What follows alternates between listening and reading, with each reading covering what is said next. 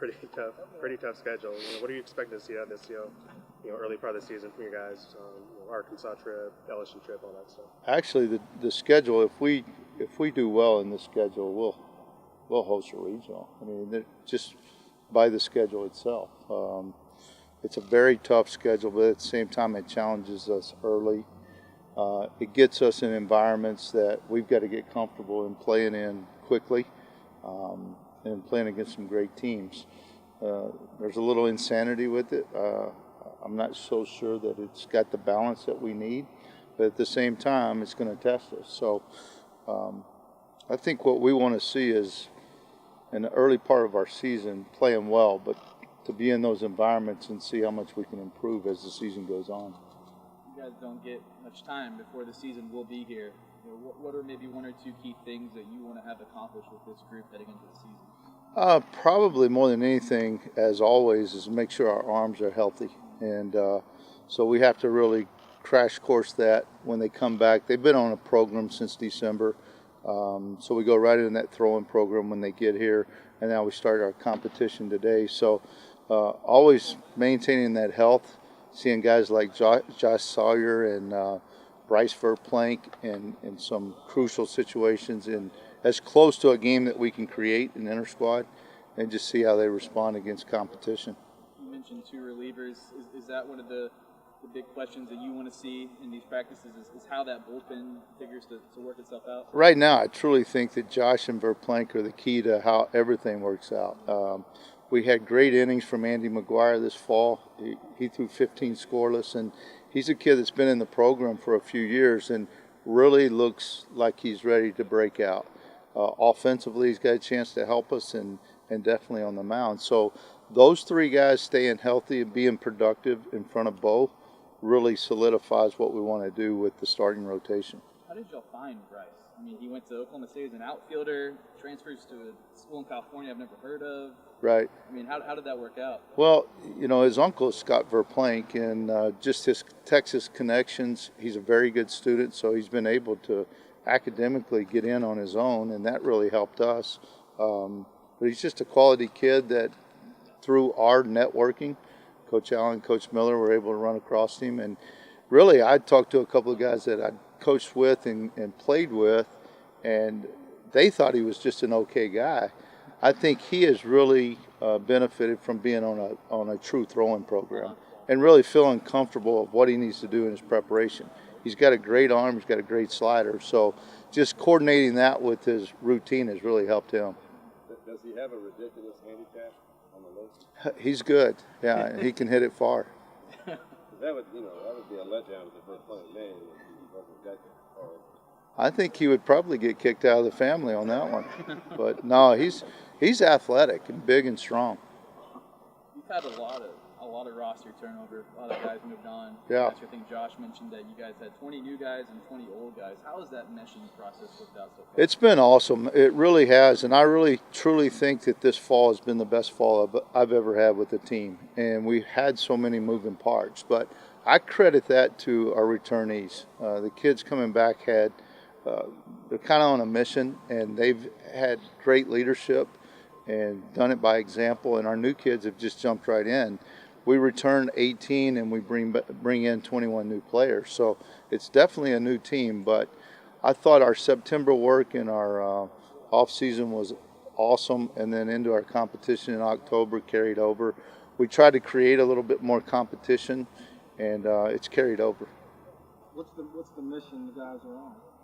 Well, it's interesting you ask that, because I asked the players to give me their goals, and to me, we haven't discussed this yet, but their goals are different than a true mission.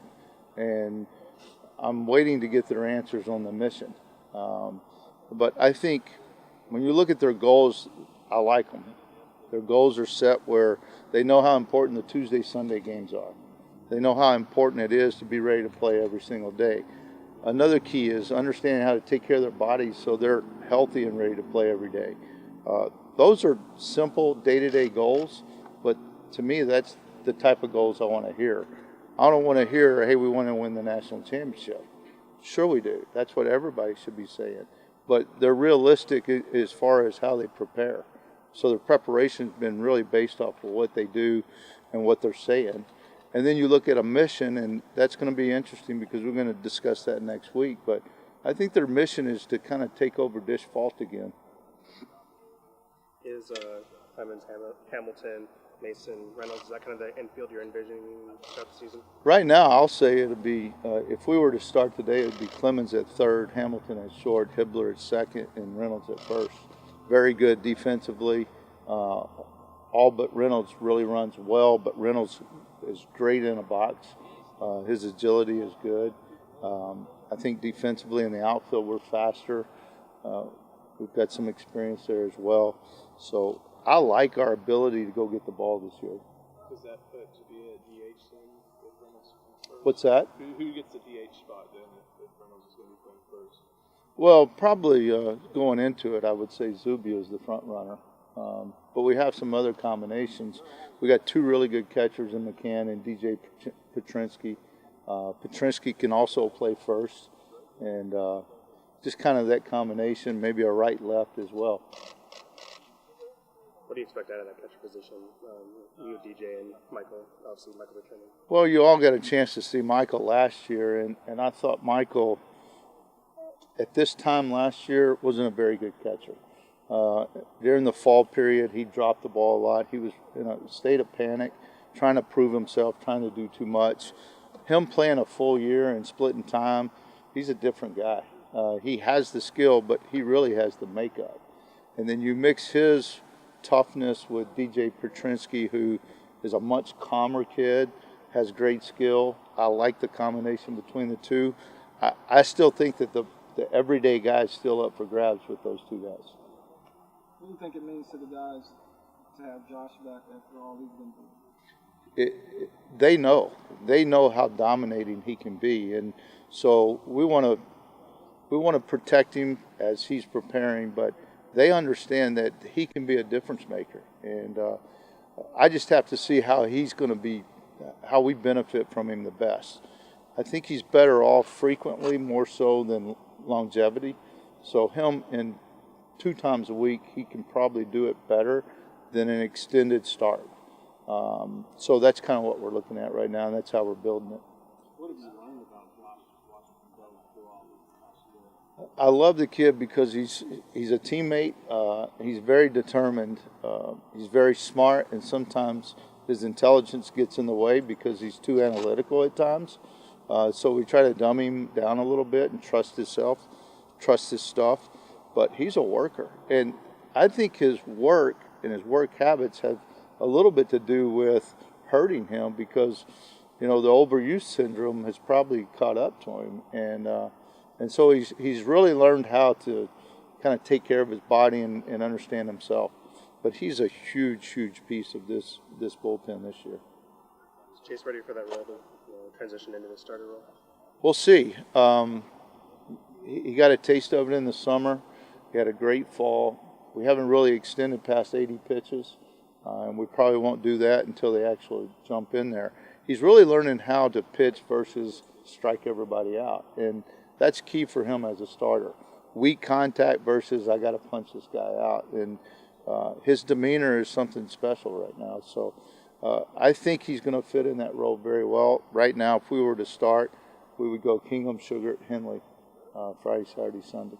You guys have a Tuesday midweek starter yet? I'm leaning towards a freshman, Nico O'Donnell. Kid has been lights out. Then you've got the Italian, Matteo Bocchi. Has got a chance to help us in there. Cameron Fields, Bryce Elder. So a lot of new faces there. Yeah, this roster looks like it has a lot of athleticism, a lot of speed. How do you think that's going to translate, and what areas will that impact the field? Well, we got to get to first base, and if we get there, because we can't steal that one. But I think the thing I've always liked to see is the ability to be good with the ball in play, and I think this team can put pressure on people with the ball in play, and that's from the stolen base to the dirt ball read to advancing first to third, potentially scoring from second. All of those things put pressure on the defense, and 1 through 9 we have that capability. Is there any major area of concern or one thing you're most concerned about going into the season? Well, you're always concerned about the time period of 3 weeks before we open up and making sure you're ready. And We're going to look at some stuff with some of our positioning. We've got a lot more information now, so defensive positioning has been one thing that we've been concentrating on, and maybe a little version of some shifting.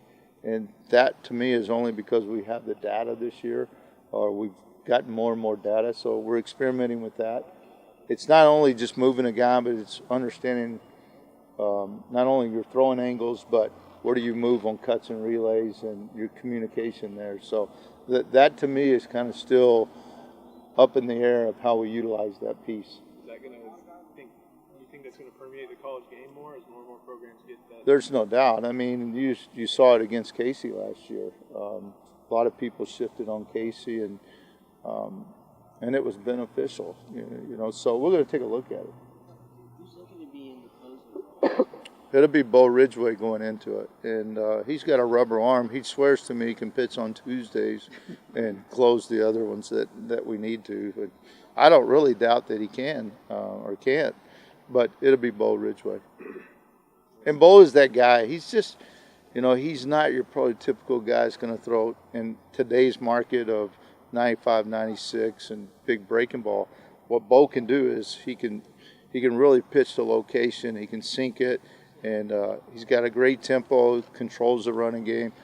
If you get to Bo, you had to earn it, and that's what I like, his reliability. I like his reliability in the back end. What's Cam's pitching attributes like? It's going to be interesting because he can come in as a reliever. He could be a potential starter on a Wednesday in those 4-game series, potentially. He's still truly a two-way guy. He's probably still got to develop his changeup a little more. Right now, he's kind of a two-pitch guy. Offensively, it seems like from the beginning of the fall to the end, he maybe improved the most of anybody. I mean, what have you seen from him in the box? Coach Allen and him have done a great job of just kind of understanding his own swing plane and getting his hands in the right position to go to contact. I think the biggest key for Cam is to cut down the strikeouts, and that's just pitch recognition. And I thought we've done a tremendous job of kind of changing our gears away from just the mechanics of the game, understanding the timing and rhythm of the game, and being able to carry that in our competition, but to understand pitch recognition. And that's the toughest thing. I mean, your swing can be great, but if you can't see it and recognize the right pitches, the ones he should be hitting or you should be laying off of, that to me is one of the critical things. And so us being comfortable in the box, and you only get that through great competition. You mentioned in the fall you guys spent so much time about how do we win the close games. You played in so many close games last year. Are you pleased with how the guys responded to that? When you talk about that daily, the kids hear you. And they've probably even mentioned that in some of the interviews today. But the way we've tried to create that is, if you don't work for something, then you really, truly don't deserve to win it. And so they put in the work this fall. But I think more than anything, we created a lot of competition and put them in situations where we'll play a 8-inning squad, we'll play 4 2-inning games. There's a winner and a loser every day. And so that's made a difference, and we'll continue that. You like Cody's haircut? No. Coach, you're from Houston, a lot of your team is too. What was it like seeing the Astros win their first championship, and does it bring any more excitement to coming back out here? I just think, first of all, that Major League Baseball is going to break a ton of records this year. With the start of the postseason, from the play-in games to the final pitch in the World Series, it was awesome. And being a Houstonian, I grew up as an Astro buddy.